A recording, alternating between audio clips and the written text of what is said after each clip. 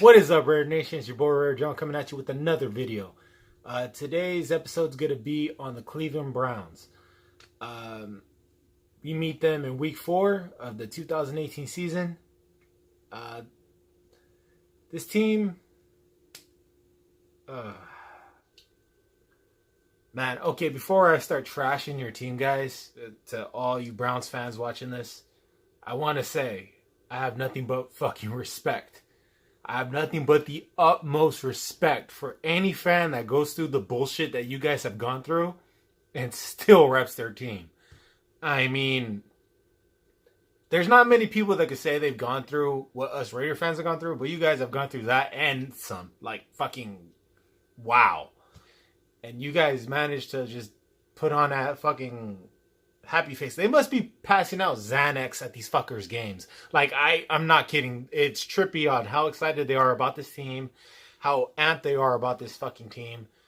And they never stop supporting it. So I gotta, give a shout out to all the dog pound out there. Respect. All right. Keep repping your team. Now, I'm about to hate on it. Just FYI. Now, I gotta thank the Browns organization for finally, once and for all, shutting the fuck up. All these fans were begging for fucking Hugh Jackson to come back. I honestly didn't have a problem with him when he left, but after seeing what the fuck he did in Cleveland, it's sad. It's really sad. He left on a fucking, okay, he wasn't bad, wasn't great, kind of a feel for us Raider fans. A lot of things with the shit very quickly with our team down the stretch in that season that he was coaching for us. And I thought he was a good coach. I'll admit it. I even said a couple times I thought he was a good coach. I didn't want him back, though. I didn't think that we should be taking a step backwards. I remember stating that a couple times.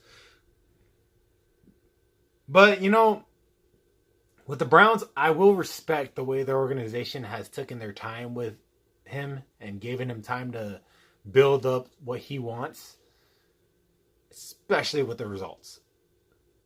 It's sad, really, because Hugh Jackson started off his freaking career 8-8 with the Raiders, promising coach, really good offensive coordinator, really good at making play calls, really good, offensively can get your team in the right position to win.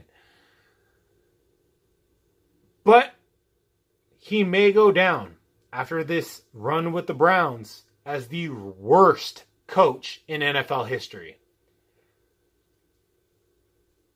It's heading that direction.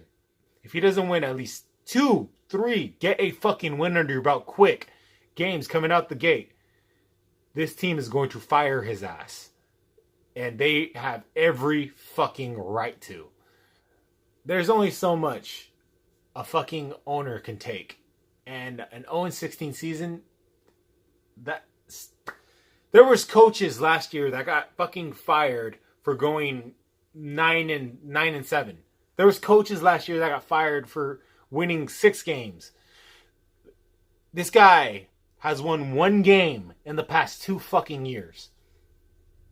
And the Browns are patient and they're waiting for this little spark to happen. And I kind of understand why when I look at their roster. It's not bad. I mean, you got Josh Gordon, Jarvis Landry. That duo could be fucking unstoppable. If you get Josh Gordon from 3 years ago back on the field, that's like an unstoppable force right there, man. That is an unstoppable force, okay? That dude is a beast. Jarvis Landry, that dude's crazy with them catches, man. He does quick slants, does quick routes, just really good receiver. 100%. Like every single play. That's just how this guy plays. Catches balls that you can't believe. Like he just grabs them out of midair, like just snatches freaking footballs like out of midair. Like he doesn't stop either, man. He's very fucking consistent. Jarvis Landry is one hell of a receiver. You also got Carlos Hyde, decent running back. And then you got Nick Chubbs, man. You just took him in the draft in the second round. From what I seen in the highlights, he looked like a solid running back, man. He looked like a bruiser too. He could probably, put the speed on you, but he could take a couple hits, man. Then you got your quarterbacks. Tyrod Taylor is a good quarterback, guys. I personally don't think of him as a starter in my mind. That it's just in my mind, all right? But statistically, this guy is very good. Doesn't make many mistakes. He is like an Alex Smith, but that can run faster, in my opinion. He is like an Alex Smith, but slightly more dynamic. He doesn't make many mistakes, and he could get you a first down just like that. You got to watch out for him. But then you also have number 1 overall pick, Baker Mayfield. If this guy starts, I don't know what to expect. And a lot of people say this is just another, Johnny Clipboard. This is just another Browns fucking add-on to their list of quarterbacks that they got on the back of that jersey. I honestly don't know. I can say this guy can go either way. I can honestly say that. I see moments in his highlights where he looks like Drew fucking Brees, and I am not playing. He has that good of accuracy, all right? This guy can sling it. But there's other times where I see shit, not just maturity-wise, but decision-making-wise in his highlights where I'm like, what was this guy thinking? That tends to escalate once a player gets to the NFL. Everything's amplified, people. Like, this shit is real, all right? Everybody is good in the NFL. Like, when it comes to college football, you got those all-star games and the Senior Bowl, all that crap. Yeah, the Senior Bowl is basically the practice squad for the NFL. NFL don't fuck around, all right? They are the best of the best, and this guy may or may not adjust to it. If he does, they got a good quarterback on their hands, man. Baker Mayfield, I have to see it to believe it, but as far as I know, coming out of college, he's a good fucking quarterback, guys. He is a good fucking quarterback. So, last year, as we all know, Browns went 0-16, and then the year before that, they went 1-15. The last team they beat was the fucking Chargers. What's worse? Going 1-15 or being that one team that you lost to the 1-15 team? That's just sad. I'm sorry. Okay. Moving on. Now, last year they almost beat the Steelers. Of course, they had their backup quarterback in, but still, they almost beat the Steelers. Came real close to doing it. Couldn't pull it off. Now, many believe that, this team just tanked the season. Honestly, I seen some of their games when they came on, and I had nothing better to do. And I was like, what the heck? It didn't seem like they weren't trying. It just seemed like they weren't that good. Sometimes things just kind of mesh differently. Not having a quarterback really puts a damper on things, man. Like, really fucks up a team. Trust me. Take it from a fucking Raider fan. Not having a quarterback will fuck your franchise up. Now, the Raiders and the Browns have met 24 times. In those 24 times, Raiders have won 14, Browns have won 10. The most remembered game between these two franchises is Red Right 88. For those of you that don't know your history and don't know about this game, y'all gotta go back on YouTube. They got it actually on YouTube, the full game. It's incredible, man. It was a crazy fucking finish. So what happened was, Raiders had the lead early on in the game, and they were actually leading into the fourth quarter. Browns make a comeback, though.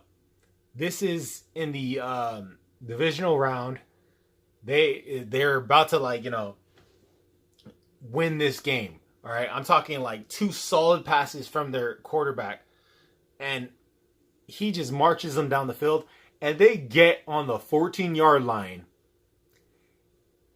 and they, at this point in time, mind you, we are 14-12. That's the score. We're leading 14-12 against the Browns. 14-12. Just let that sink in. They are on the 14-yard line. And earlier on in the game, the Browns kicker actually fucked up a few times. So they decide, okay, well, we don't want to risk it. That is now considered an extra point in the NFL. That's how easy that shot is, okay? Anyways, 14-yard line. This is why a lot of Browns fans lose it when they hear Red Right 88. Because that fucking quarterback, what was his fucking name? I think it was Pine, I think, or I forgot his fucking name, guys. Sorry, okay? Forgive me. He decides to throw it. Force throw it. The coach said distinctly, do not force this pass. Get some time off the clock. If you can't find an open receiver, throw it out of bounds. He tries to force it into his tight end. Mike Davis picked that shit off. Game over. That game was infuriating to the Browns fans whenever they hear about it, because that took away a chance at a Super Bowl. Raiders went on to beat the Chargers. Then we went on to win against the Eagles in the Super Bowl. It was a great ending, man. That was a memorable game for many reasons. We should have lost that game. In all honesty, when I rewatched it on YouTube, I knew we were going to win because I knew we went on to win the Super Bowl. But when they were down at the 14-yard line, I didn't know what was going to happen. I didn't know that they were going to throw a fucking interception like that. That shit was wild, man.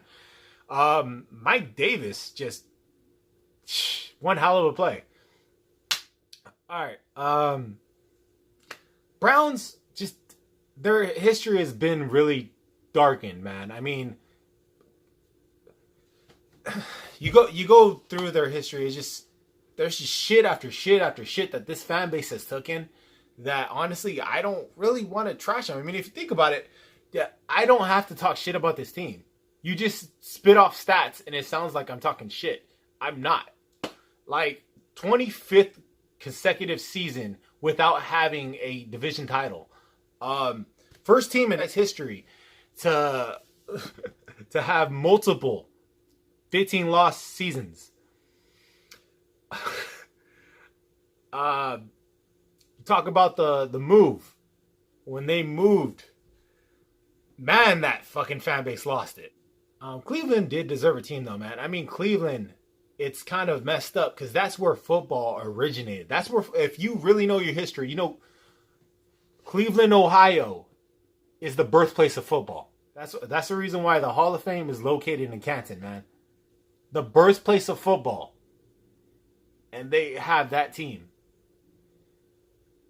It's cursed. It's like, for some reason, they can't get a good squad together. But I gotta tell you, man, all curses come to an end, guys. To all you fans, Brown fans out there, all bad things must come to an end.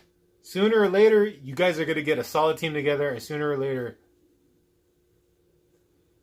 Damn, I can't even say it, man. I don't know, man. It's just so bad. I wish you guys the best until you guys play us. I hope you guys do get a winning season under your belt. We'll see what happens, I mean, this team is looking at you on our schedule, and we're thinking it's going to be a walk in the park. I hope we don't do that. I truly hope that this team does not sleep on the Browns. Do not sleep on this fucking team. I don't care if they lost their first 3 games. Do not sleep on this fucking team. I do not want to be the first team that this team has beat in fucking 2 years, okay? I don't want that shit to happen. It'll be a fucking infuriating situation. Besides us, though, I hope you guys the best. I hope the Browns the best. You fucking Brown fans that are diehard, I hope you guys get a winning season soon. I hope you guys get a division title soon. Okay, that's going to do it. Like, comment, subscribe.